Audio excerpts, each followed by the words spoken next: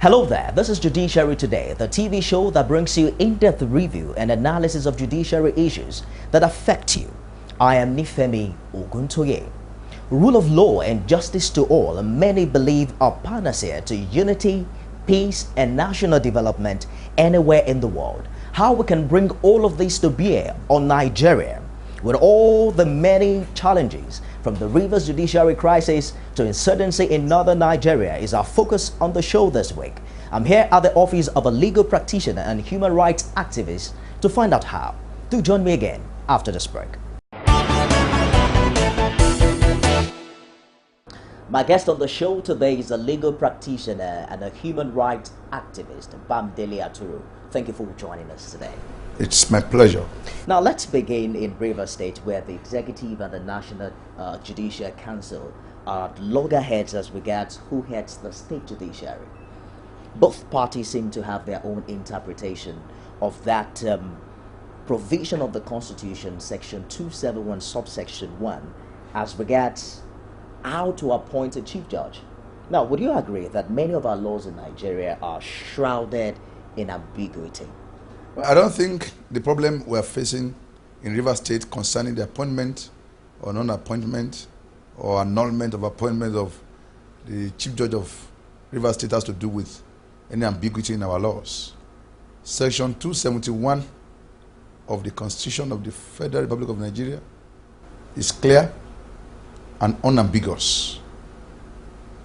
It is just the players who are creating unnecessary complication and ambiguities regarding an otherwise clear provision of the Constitution.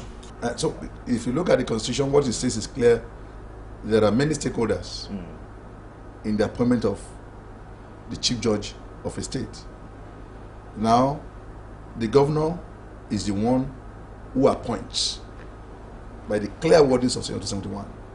Now, the NJC makes recommendation, and then the House of Assembly of a state now approves the appointment made by the governor. So there are three different layers here, and all of them have roles to play, and none of the roles can be sidestepped. Now, the problem arose in Rivers State because some of the institutions, and regrettably and unfortunately, including the National Judicial Council, which is supposed to be a body of preeminent or eminent jurists and legal practitioners, attempted to sidestep, and violate the clear and unambiguous provision of the Constitution. That was when the problem arose. And I think that we cannot be talking about rule of law when lawyers and judges and those who have been appointed or elected as public officials deliberately and with impunity trample on clear provisions of the law. But then, the Constitution does not tell whether the recommendation of the NJC is binding on the executive. Now, the Constitution does not have to spell everything out. It doesn't have to spell everything out. The Constitution makes it very clear that the NJC makes recommendation. Okay. And it is implied that a recommendation is what it is. That is, it can be accepted or rejected. In fact, in many of our cases, the Supreme Court itself has defined what recommendation means, the term recommendation. And it's clear by those decisions, which I do not need to cite for the purposes of this forum, that a recommendation can either be rejected or accepted. So in this case, NJC has made a recommendation to the governor. The governor, in his wisdom, does not think that person, in his view, is suitable to be CJ or Chief Judge of Rivers State. What the NJC should have done would have been to make another recommendation that would have been acceptable to the governor. In other words, the three layers that I mentioned, the three different bodies, the House of Assembly, the governor, and the NJC, must all agree for that provision to be effective. But in the specific case of Rivers State, we now have a situation in which there have been court cases. I think there were two cases before the Federal High Court in Rivers State, in Port Harcourt. One of them made it very clear that the governor, lacks the power to appoint Honorable Justice Agumagu, who was then a judge of the customary court, as the acting chief judge of Rivers State. And that decision, in my view, cannot be faulted, because it is clear by the provisions of our constitution that for you to be an acting chief judge, you must be the most senior judge of the High Court. As at the time, the governor of Rivers State then purported to appoint Honorable Justice Peter Agumagu as the acting chief judge of Rivers State. He was a serving judicial officer of the customary court, so he couldn't have met that qualification of being the most senior judge of the High Court. So the Federal High Court, I think Akombi J, wasted no time in making his decision clear that Rivers State governor was wrong to have appointed him. So that's the first decision. I think there was another decision which I think has now become very controversial, and many Nigerians talking about this decision clearly have not seen this decision, which is the fact that now you have the governor of Rivers State, who can then go ahead to appoint Peter Agumagu or whoever as the chief judge of Rivers State. I understand the NJC is a party to that case. What I had expected the NJC to do would have been to go to court and challenge that decision. Now that the matter is on appeal, I also think it would have been good for the NJC to allow the processes of appeal to be exhausted before taking any other preemptive decision. What the NJC has done, from what I'm told, is that the NJC has now appointed or asked or directed, as the case may be, Honorable Justice Okocha as the administrative judge. Now that baffles me a lot. That is very baffling.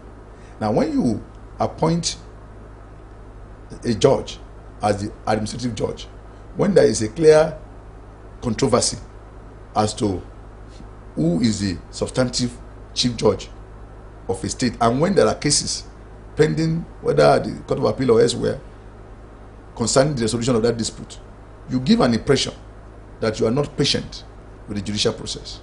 And if that impression is coming from such an august body like the NJC, then it creates fear in people like us who think that we must obey the rule of law, no matter whose ox is God. I would say, without missing words, that I'm utterly disappointed with the decision of the NJC. And I'm talking as a Nigerian, I'm talking as somebody who wants the rule of law to thrive in this country. Somebody who understands that without the rule of law, we cannot develop as a nation. Without the rule of law, there can be no peace. I'm utterly disappointed, as I said, that the NJC will give that impression. And so if it was not a deliberate act, if it was an error, then you will expect the NJC, and that is my advice to the NJC, to please do everything possible to reverse itself. We should not allow ego to come into this matter. Because if we don't respect our laws, then we have no right to insist that other people will respect us as a nation.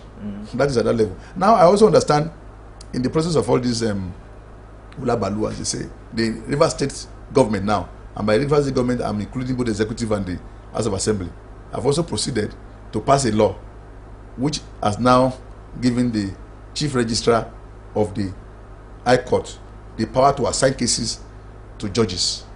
Now, if this decision had been taken without these unnecessary controversies, people would have said, well, the question of assigning cases is a matter of mere administrative convenience. There is no big deal about it.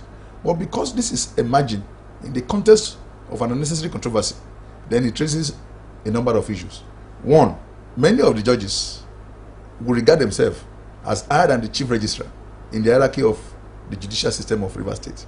And so when the chief registrar now comes and begins to appoint and assign cases to them, they will begin to see themselves as taking directive of sort, quote unquote, from the chief registrar. And this creates some level of crisis, for our judicial system.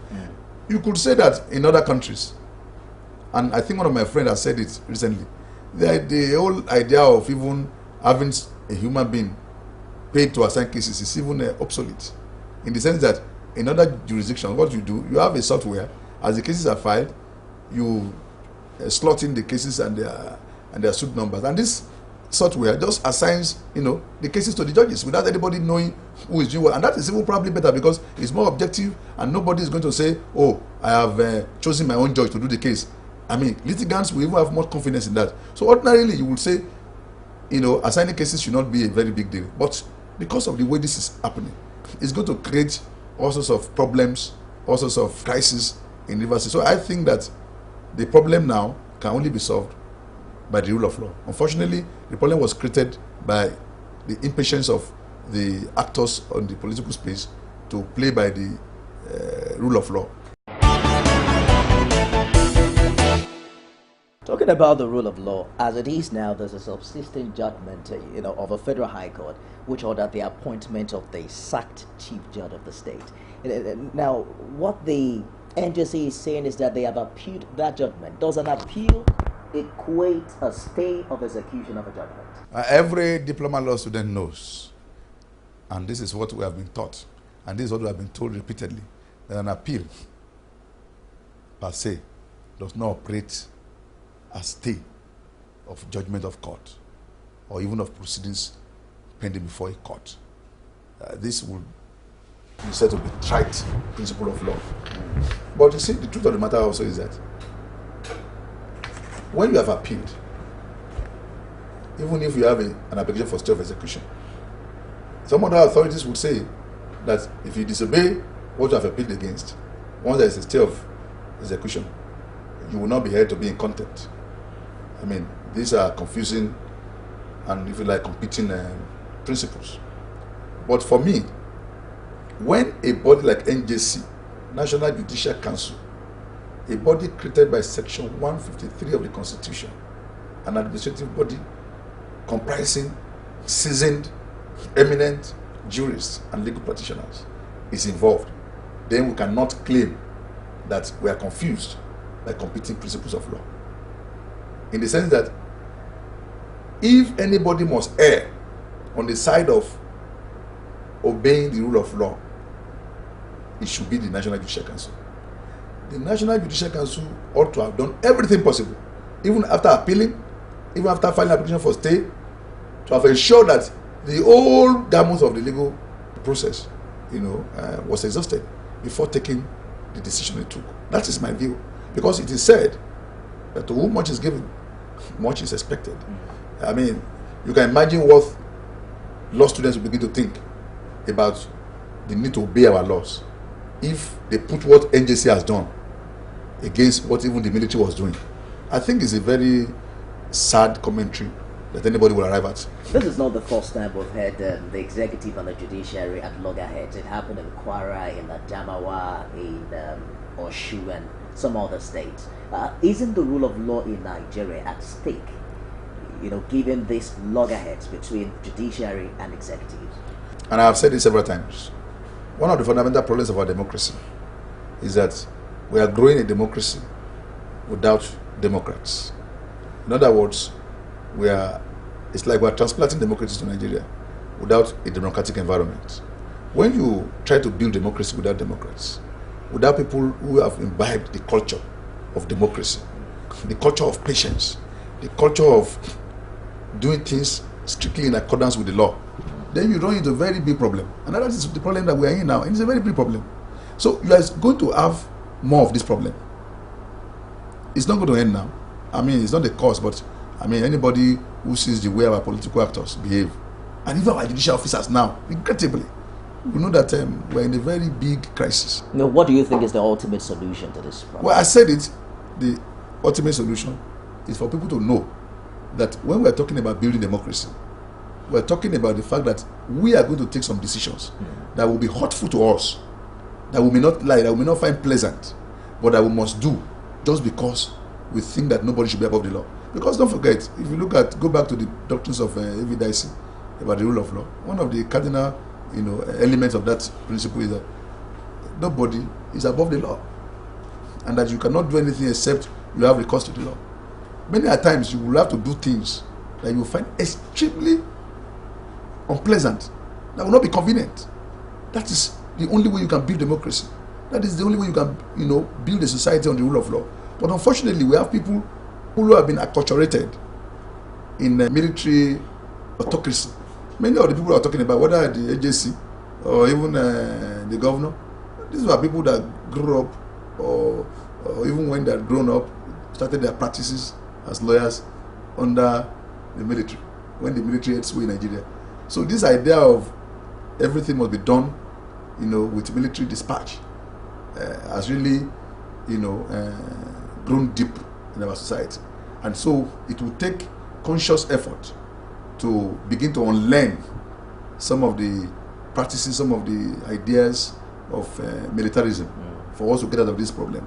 And they must learn that you must do things that you don't like.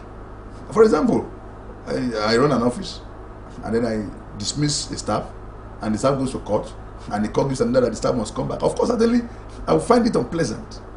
But I must then know that if I'm to allow the rule of law to thrive, I shouldn't say, go back, I will do everything to damn the court. And that is anarchy. If you behave like that, you are behaving like an animal.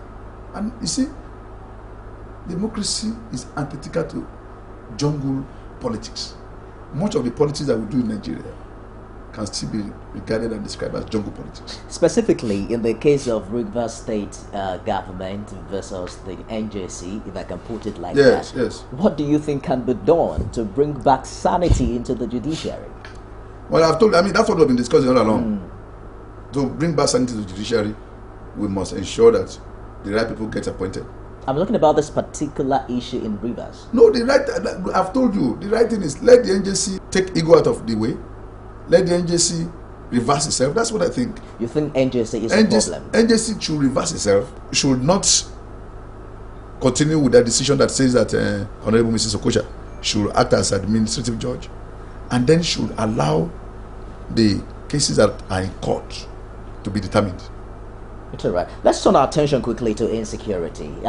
Recently, the Sultan of Sokoto at a forum said that injustice seemed to be a central theme in the fight against terrorism in northern Nigeria. And he says that there are hundreds of innocent people who are being detained under the guise of Boko Haram that must be released. Now, in a situation whereby police investigation in Nigeria starts with outright arrest and oftentimes subsequently detention, what impact do you think that has on the quality of justice in Nigeria?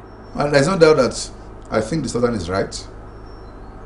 Part of the problems of insecurity is also lack of patience, particularly on the part of the law enforcement agencies in doing their work. And I have said it before and I repeat it again. What we do now is panic policing, not intelligence-driven policing. There is a problem somewhere. Instead of investigating, instead of asking your plainclothes police people to go out and get information and nip the problem in the bud, what you do is you cordon off the whole place, create more crises, carry guns, do roadblocks, even where there is no need for roadblocks. Now, if you travel almost, I think in almost all our states now, you find, before you enter a state capital, you find soldiers everywhere. I think you begin to ask yourself the question, what do these soldiers do? They just look at you menacingly, and then you pass. I've never seen them stop anybody. That does not mean we don't need security. The best form of security is the one that is more unobtrusive, not the one that everybody sees you. Like I told some people the other day, they wanted to give me escort to do something in Abuja. I said, no, don't give me escort. I will just take a car. Nobody will know who I am. But by the time they see two policemen by my side, everybody will be looking, who is this man? Oh, they will say, oh, this is Mr. Aturu. Then before you know it, maybe somebody is trailing you. When nobody knows who you are. But now what we do is panic policing. The other day they were doing World Economic Forum. I had the misfortune, I would say, of traveling to Abuja. And I saw the whole place was taken over by plainclothes people and all sorts of security people. As I came down, I was trying to call the driver that came to pick me. They said, no, keep moving. I said, okay, if I keep moving, how will I call the man that has come to pick me at the airport? Then you create so much crisis. I will now walk away. The man will be looking for me. He will create traffic. So we must do this thing with some level of common sense, And I think, with due respect to our law enforcement agents, because I know some of them are trying their best, but I think that is lacking really. Another twist to this will be the challenge Nigeria is having extraditing the mastermind of the Yayan bomb blast. Now, you recall that Aminu Oguche was first arrested on November 12, 2011. And then after a lot of outcry, intense pressure from human rights activists, he was later released. How do we balance. I think you should not lend your weight or the weight of your medium, your powerful medium, to that lie that was told by the SSS that Oguche was released because of intense cries from civil society groups of women. I think that's one of the greatest lies that has ever been spoken by any public official in Nigeria, and I stand to be corrected. Because nobody knew when the British authorities or Americans exchanged security or intelligence with Nigerian SSS about Oguche. It was never in any newspaper. So how could anybody have asked that Oguche be released? So when people want to create an atmosphere of frenzy so that they can begin to violate people's rights, then they begin to spin some of these detestable and very exasperating lies. The only time I ever heard about Oguche was when Oguche was mentioned in connection with Yanya Blast. So certainly I was not one of those human rights activists who knew that Oguche even existed. So I couldn't have even called for his release. And I don't think there's any other person, even including journalists, who knew about Oguche or the Yanya Blast. So who are these activists calling for his release? So the idea was to call the human rights activists a bad name, to now give the impression that, oh, this blast would not have happened if they didn't mount pressure on SSS to release Oguche. And let me give them a note of warning. We will continue to tell them to enforce the rights of our people, not to violate the rights of our people. If tomorrow you catch another person and you don't take him to court and follow the law, as the law is prescribed in the Constitution, we will tell you to release that person.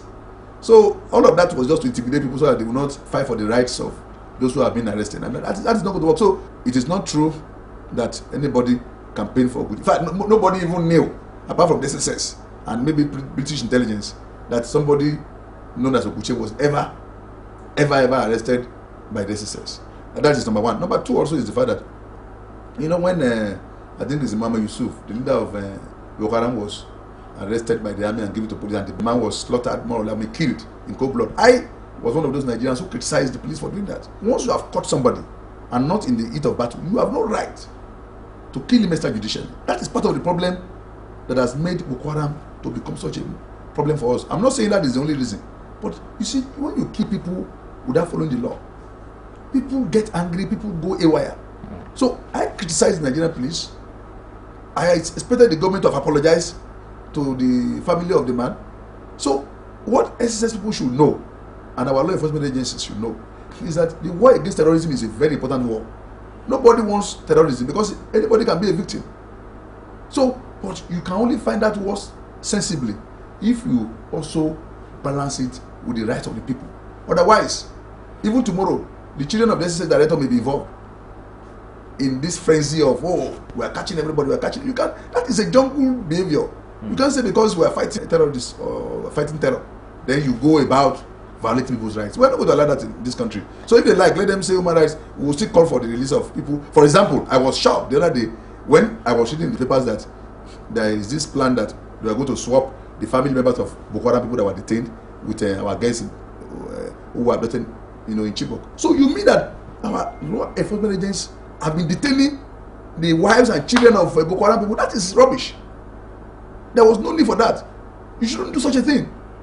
That in itself is an illegality. And we will say it, whether they like it or not. There is nothing known as vicarious liability in our criminal law. You can arrest my son for an offense that I have allegedly committed. If you do that, then nobody is safe. Tomorrow I see you on the road and say, oh, your MD committed an offense. Then I grabbed you. Don't draw the society that way.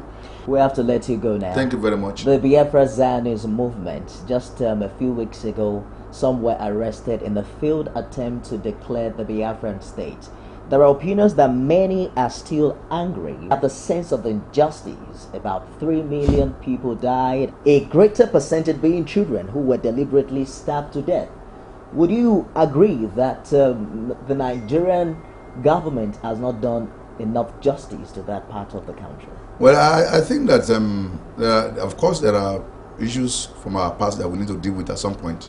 But I also think that there are people who carry on with these struggles for their own different reasons, and some of them not necessarily altruistic. But the truth is that once you have a society that is inequity and injustice, you will find this pocket of resistance and opposition or insurgencies, come up from time to time.